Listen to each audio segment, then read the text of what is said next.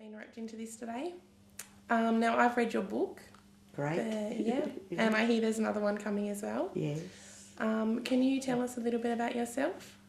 Yes, I was adopted to a family, I was about 3, and I went into that family till I was 9, but they couldn't cope with me. So they put me into a girls' home, Mount St Kenneth. And from there, they couldn't cope with me either. I was a bit of a terror. They placed me into the Royal Derwent in New Norfolk, which is now non-existent, but yeah. And I was there for a very long time, 7.5 years, and I reacted badly to being locked away, and they thought that I'd be too dangerous to let out, because I'd become quite violent through being in there and the way you got treated. Sure. But not everybody was like that. Yeah. Were you ever asked about your behaviour? Or was it just assumed that you would have been a danger to everybody? I wasn't asked about it. It was just that they put me down as a psychopathic disorder, which is only a name to me, but that's how they describe my behaviour. Yeah. And wasn't too many years later with another doctor that he found out it was bipolar. Right. So they named that as the problem, because I used to have seasonal times where I'd be down, and I couldn't communicate and stuff like that to people. Sure. And the only way I communicated was by lashing out. Yeah. When your time in Royal Derwent, what was that like and how were you treated? It was quite horrific to start with. I can still remember the first day I walked in there, as I put in the book, the big keys and the people tied to heaters and screaming and stuff. That was very scary. It was a very tough life, because you put your foot out of line, you had your big horse needles, as we called them, to zonk you out for days. But there was a lovely sister there, Sister Whiteway was her name, and I'd been locked in my room for 6 months solid, and she was told not to go near me, but she did, and I attacked her a couple of times, but then after that we got to know one another, and she treated me just like one of her own. And she taught me how to spell through playing Scrabble. Card games, I learned how to add up. Yeah. And she just spent a lot of time with me. She's now dead, which is a shame. Yeah. But she was the main person that got me where I am today, I'd say. Yeah. You had formed quite a bond with her. Did you still have contact with her after you came out of the Royal Derwent? Yeah. Yes, I did. Yeah. Carla, were you ever subjected to shock treatment? Yes, many times. Yeah. It was used mainly to help get the brain chemicals back into balance, so they told us, but also it could be used as punishment for your behaviour. And it was not very nice, and you weren't put out to it like they are today. Yeah. You were lined up in a passage. You see the ones before you getting it, and all you got was a mouthpiece to put between your teeth before they done it. It's a bit like a factory. How old were you when you first experienced shock treatment? I'd say I was about 12, 13. Yeah. Maybe. I can't remember the exact age. Yeah. Yeah. And so that was something that everybody experienced, or most people? Most people experienced that, except for the really bad mentally deficient ones. Mm-hmm. But then sometimes they try that on them too, Yeah. to see whether there'd be a difference. Is there any way that you could have escaped shock treatment, or did you try to? You couldn't escape. No. You didn't have to give your permission. Yeah. They just done it. And because I had no family, they didn't have to have family permission either. Mm. Yeah. Did you ever try and escape the Royal Derwent at all? Oh, many times. Yeah. Yeah, I succeeded a few times. You did. Yeah. Yes. But you ended back up there. Yeah, we always ended up back up there. Yeah. In Ward 7, we was the only ones who could get over the big wall. Yeah. They built it so you couldn't get out. Was that the little wall that they've got with the Big pit. Yeah. And a big cement wall with a round bit at the top. Yeah. Which was supposed to be unescapable, but we done it. You'd be pleased to know that that's been knocked down now. Even Ward 10 was for the males. Yeah. Ward 7 were for the females, security. Mm-hmm. And even Ward 10 boys couldn't get over theirs. Where there's a will, there's a way. There is. Us women are very good. We put our mind to things. Yeah. Now, did you, when you were out at the Royal Derwent, did you find, what was it like? Were you locked into particular wards? Could you go out and use the grounds, or? Couldn't without a nurse. Mm-hmm. They did make us go out and, as employed by the other wards, yeah, to go and talk to other patients, help out. yeah. In other words, yeah, like I was on L ward for a while, and that was for the school-age children, mm-hmm.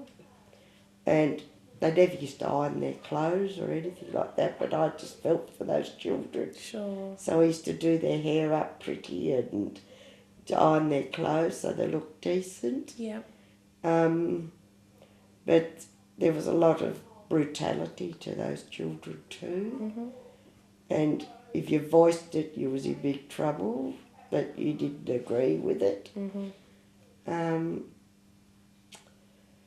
It was very difficult, but you never just got out to walk the grounds, not when you're in security wards. Because after a few years, after we escaped from 7, they built A ward, Okay. which was over Willow Court side, and that was supposed to be unescapable too, but we got out of there too. So you got moved around a fair bit. Yeah. I think the worst was up there was not being able to get out when you wanted to. Yeah. Because you was caged in. Yeah. You know how a caged animal feels when you're like that. Yeah. The only time you can go out is on a lead. Yeah. You can't go and enjoy the sunshine like everybody else. Yeah. Now, did you find, you've spoken about the one staff member that you formed a bond with. What were the other staff members like? How many staff members were there in any one time in your ward, and how many other clients or patients, as they were probably called then? I'd probably say there was about 8 staff. You have a mixture, like you do in any walk of life. Some were good, some were bad. Yeah. Some would, if they were bored, would stir the patients up to have a little bit of activity going on. One done that to me once, and she finished up with her head cut open, but but they've got to learn that we are people too. Exactly. Even if we do have a problem mentally, we are people too. Yeah. Yes. And with you would have seen some clients in your time out there. Do you ever come across any of those clients? Do you remember faces? Yeah. I do. I got one I meet up with quite frequently. Her name's Diane. She was in Ward A with us, because Ward A was mainly all young people, teenage type people. And she's doing well out in the outside, but there's a lot that are not. Yeah, yeah, definitely. Which is a shame, because I didn't like being locked up, but there needs to be a place for these people to feel secure. Yeah. Because I worked in the mates program with Marion Klinsky, and I had clients that were in boarding houses, and some of those leave a lot to be desired. Yeah. They have no life. I walked into a room with one of my clients, and she had no sheets on the bed. The cigarettes she'd been smoking in the room, and the ashtray was just overflowing. She got fed once a day, and she wouldn't go and have a bath or anything like that because she thought someone was going to get her. Yeah. And there's no one there to help her. Mm. You know what I'm saying? Yeah. She's just left high and dry, and there's no one to help support her. Yeah. Where they need a place where there's support. Mm. Did you find that after you left Royal Derwent for the final time that you had support, unlike a lot of the other people that left there? I finished up having support. You did? When I first left there, I knew nothing of the outside world. Yeah. And just things like traffic lights, things like that just blew my mind. Yeah. Money. Didn't have money before. Simple things that everyone takes for granted. And I didn't have the support the first night, but when I rang through and said, "Look, come help, I don't know what I'm doing," Yeah. after that I got support, but I had to go back into another institution to get it. I went up to West Hobart. There was a place called Elam, which was for unmarried mothers, Yeah. and also another section for like mentally ill or people that needed support. Yeah. And I was put into there Right. to learn about the outside world. Mm. Yes. Now, in your book it says that you've got children. Did you have children when you were a patient at Willow Court or Royal Derwent? No. No. When I got out of Royal Derwent, I'd have been going with my now ex-husband Yep. up in the Royal Derwent. I met him there. Then when I left there, I got pregnant with Elaine, my eldest. They kept telling me I wasn't pregnant, it was all in my mind, but I knew there was something in there because it was wriggling around. But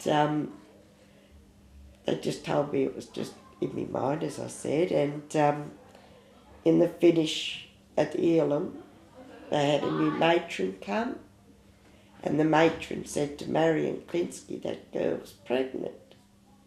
And Marion said, no, she's had all the tests, it's all negative. She said, I'm telling you, she's pregnant.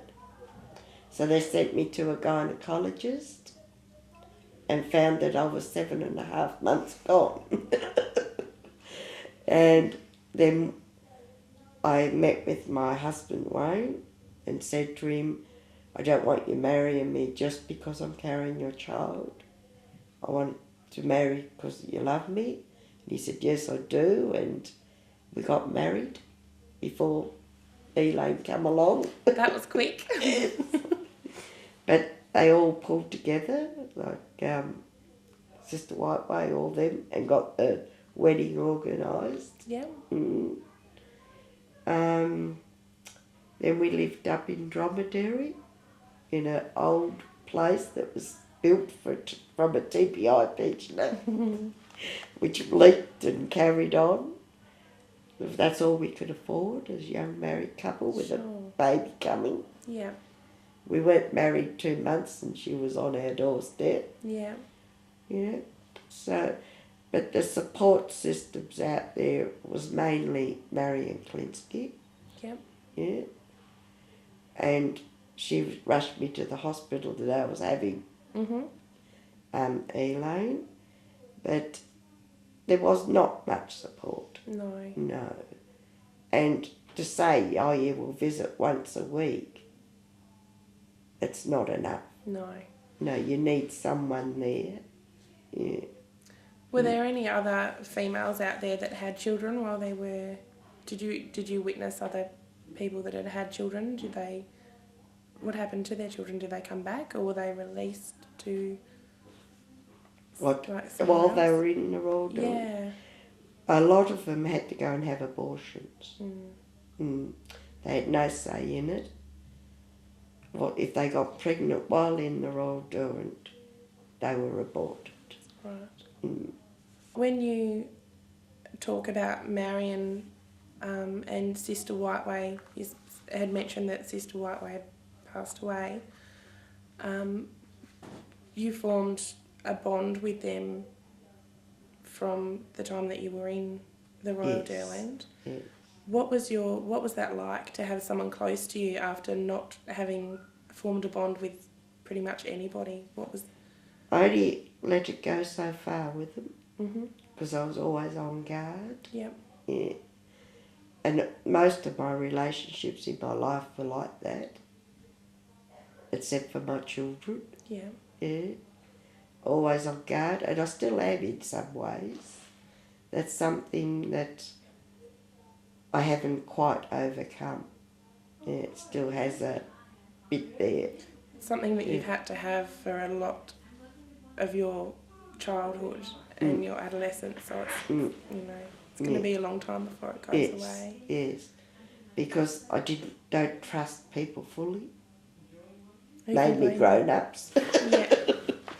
Yeah, Especially not anyone with a key. that's right. And anyone in uniform, Yeah. I have no trust in them.